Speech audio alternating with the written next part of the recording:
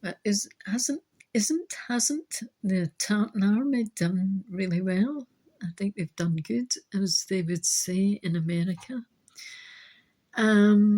It's interesting to see how that came about. It seems to be rather spontaneous. It doesn't seem to have been orchestrated. And it seems to have come about because the Tartan Army decided they were going to behave well themselves and do things like raise money for good causes, but also because I suppose enthusiasm is infectious, isn't it? If people show that they want to try and do something, or they're supporting something in a really fun way, then other people get to see how funny it is and want to sort of join in. And I think that's what's actually happened there. I think it's great for Boston and for Scotland, and particularly Glasgow and Boston, who have sort of common shared histories through the way that Boston's history happens to kind of match that of Glasgow's as well, and vice versa. So I hope they will continue to do that, if not only for selfish reasons, because it's kind of obvious that with a cultural project like the one that I've been writing, Niall of the Nine Hostages, Irish king, Scottish king, and he was Scottish, and the purists will go, oh no, he couldn't have been. Well, he was both. He was the king of Dalriada, which is the west coast of Scotland, and that was actually the place where they crowned the kings of Scotland. So it was regarded as the seat of Scotland originally in the 5th century. So because of that, and because of the linear descendancy of how the Irish system of kings and the Scottish system of kings both melded together via the situation in Argyll, where you had Dalriada, and then in Northern Ireland or Ireland you had Dalfata, which was the same kingdom.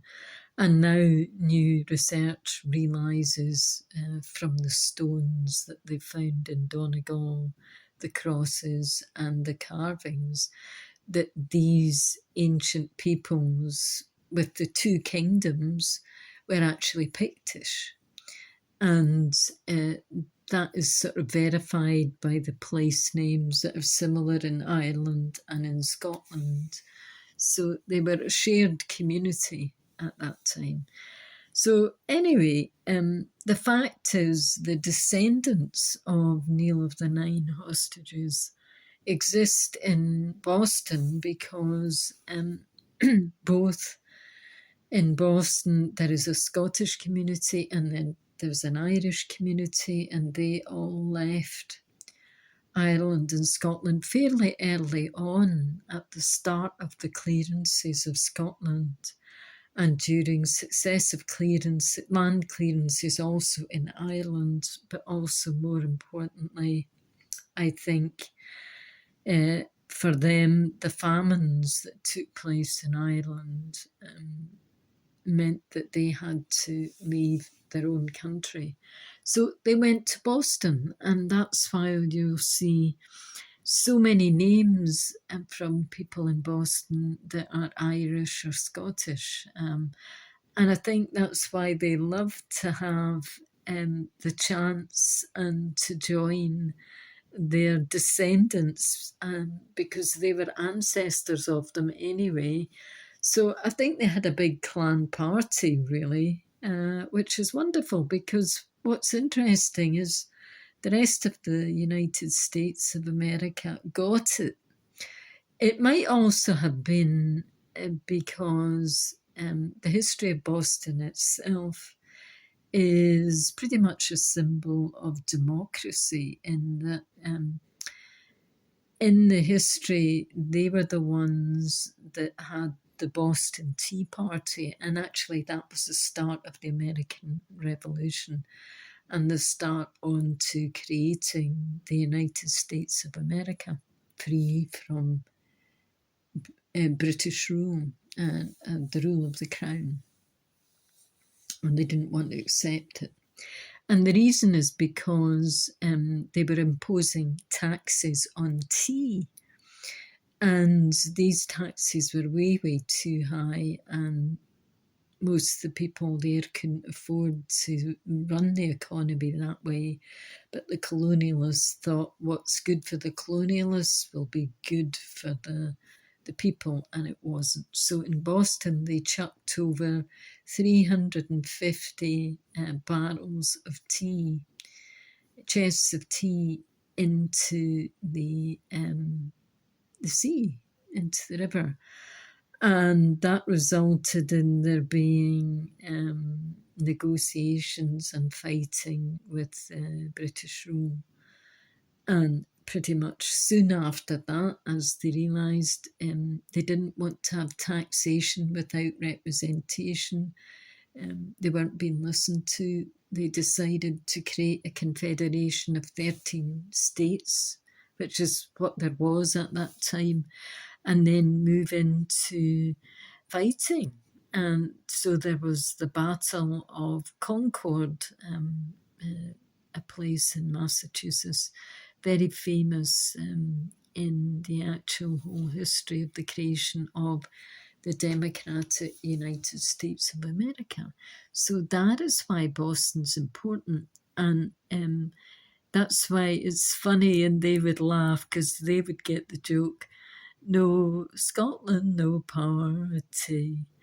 And the fact is, the Boston Tea Party kind of is a whole reference back to the word party. So it means something different in Boston. But there you are. And you do, of course, have famous Irish family, the Kennedys. President Kennedy was from Boston. So there are lots of things to say about the Irish connection and the Scottish connection.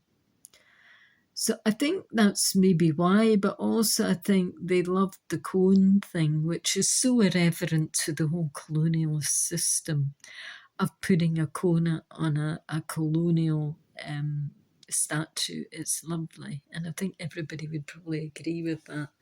So I think I wish them good luck. I hope they manage to win the next one. It'd be lovely if they went into the next round, because they're so good-natured and they seem to have made an impact. I would hope that between the two countries, Scotland and Boston, North America, there would be some trade things that we could do.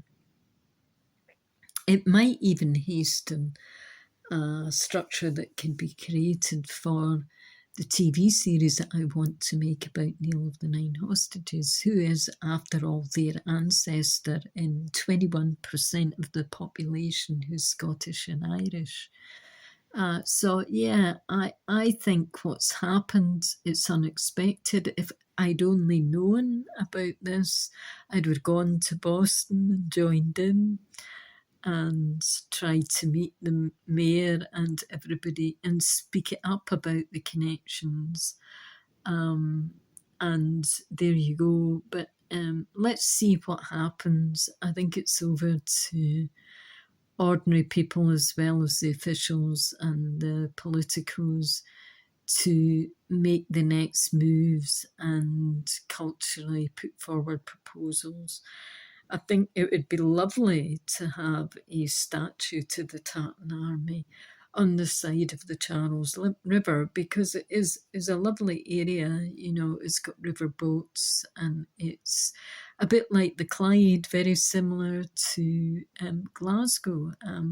So yes, it might be a good idea for Glasgow to have a statue of somebody from Boston or something similar that creates a kind of synchronicity of exchanging. But I believe the guy who wants this statue to the Tartan Army is getting there, but he's still trying to get it on the ground, as it were. I think he knows he could get money for the statue, but he has to just keep going with getting it. So there's lots of projects. It'd be marvellous if the sort of TV people would get excited. I've had experience of that before. I did with Red Rose back in the day, and I didn't find any joy there. But I would say that Boston's television, despite its history, does tend to do colonial fare, colonial style costume dramas. They're behind Downton Abbey, and also the Jane Austen things that they do with the BBC. Very colonialist type of style historical series. Maybe this is the time to pitch to them a Tartan warrior style thing, which goes further back and explains to the 30% or so residents their ancestral history and why their name is their name. And a lot of them, most people that I speak to who are in those clans, like the O'Neill clan, for example, know that they're descended from Niall of the Nine Hostages. And I meet them all the time, and I just ask them, oh, and which particular area was that? And did you get your DNA done? Because it only can be seen in the male line with the particular genetic marker that it is. So when I meet them, I always ask them the specifics to find out if the relatives came from Donegal, which was the seat of Niall of the Nine Hostages. In other words, that was where he was from and where his sort of crown base was. Although he was king of Tara, and don't want to get technical and bog you down, but the actual seat in Ireland was the Hill of Tara, which is where all the kings were crowned. Interestingly enough, similar to Dalriada in Argyll, where the Celtic system is that they always wanted to have a particular sacred place where they would crown the kings. Anyway, I don't want to get bogged down in the minutiae of Celtic history, but some people might want to do that, and I'm happy for them to get in touch with me. And if they want to find out any more about Niall, that's great. And particularly how it would relate to Boston Descendents, who would, after all, have that particular DNA marker. So let's see how it all goes. But yeah, I think it's been very positive. It's lovely that there's something nice in the news, that the Tartan Army have shown the way about the enthusiasm for sport, and that sport's a uniting thing, it's a healthy thing, and it helps community cohesion. So I think what they've done is great. I hope they continue with that, and they safely go to Miami and everything works out, and they continue to donate to charities, and they continue to work out ways in which Scotland can twin with Boston and Miami as well. That would be cool too. So I think the whole experience has been great. I wish I was in Boston. I'm not in Boston. That was a mistake, but I'm not really a football person. If I was to choose a sport that I would do if I hadn't got another injury in my back, which has been troublesome and upsetting, I would do tennis, is my thing. So I'm not necessarily a soccer person, but now that it's on the radar, if Boston were to have other kind of sporting events, as a Scottish person, I'd probably go, just because of the whole cultural connections between Glasgow, West Coast and Boston. And that's my bit, that's my little talk for 15 minutes. I could say more, But I'm not going to spoil things with any negative stuff about what else has been happening with me. I'm just recovering from another injury. And yeah, that injury is quite slow. The kidneys took a hit, and even today I was troubling with that a little bit. I wanted to go and do some things, and I couldn't. I stupidly, sometimes I do daft things, and I have to just go with the flow and take my time, and I hope other people respect that sometimes you have to take your time. Like, when you go too quick with something, you might make a mistake. Like this morning, I decided to put a